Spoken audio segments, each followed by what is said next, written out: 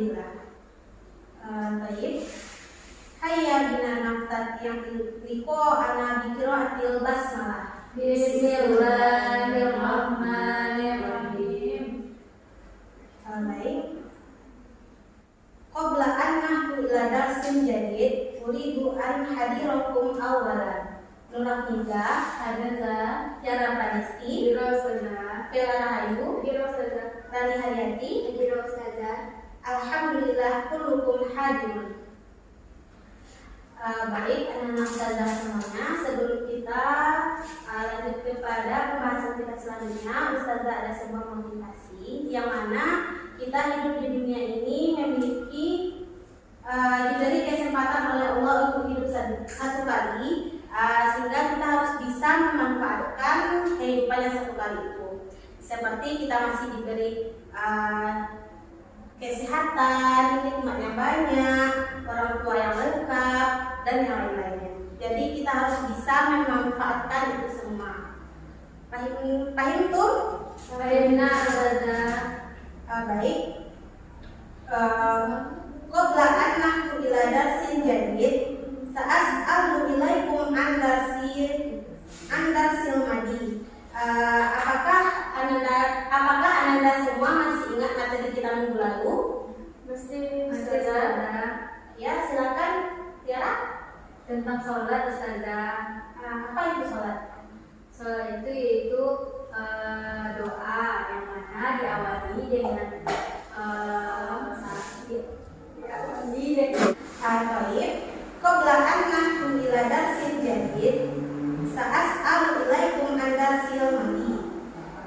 Apakah Ananda Ustazah semua masih ingat materi kita minggu lalu? Masih Ustazah. Sholat kan? Betul sekali. Apakah Ananda Ustazah bisa menyampaikan apa itu sholat? Bisa.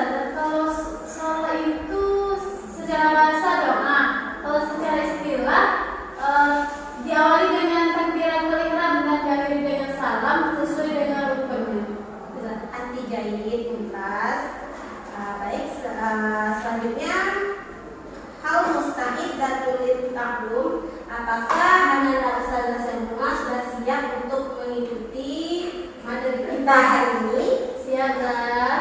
Baik, yaitu materi kita hari ini tentang durhaka kepada kedua orang tua.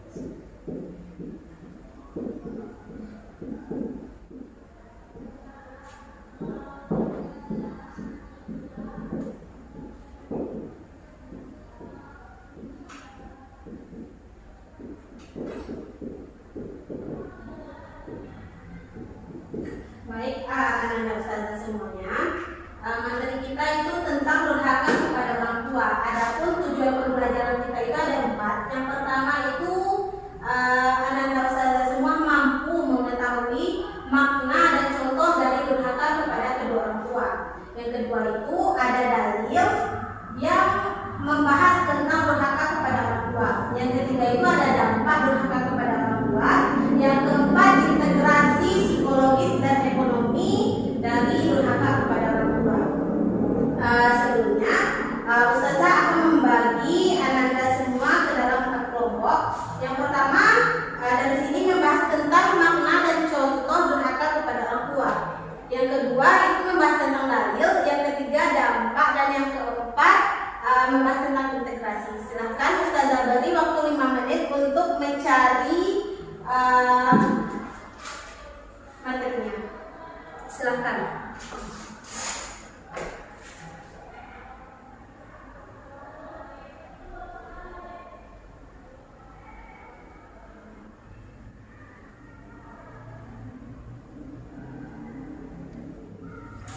Baik, Ananda semua, apakah sudah siap? Ustazah. Nah, silakan kepada kelompok 1 untuk mempresentasikan diskusinya. Ke depan Ustazah. Di situ saja. Baiklah, Assalamualaikum warahmatullahi wabarakatuh. Waalaikumsalam warahmatullahi wabarakatuh. Baiklah, saya Radia Riyati dari kelompok 1, yaitu akan menjelaskan tentang makna durhaka kepada orang tua. Makna durhaka kepada orang tua yaitu ingkar dan membangkang terhadap orang tua, maupun itu terhadap perintah orang tua, kepada perintah Tuhan, sebagaimana seharusnya bersikap kepada orang tua atau Tuhan tersebut menjalankan ibadahnya sesuai yang diperintahkan. Contohnya yaitu mungkin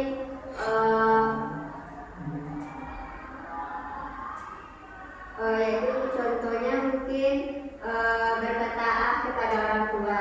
Mungkin itu sekian, terima kasih.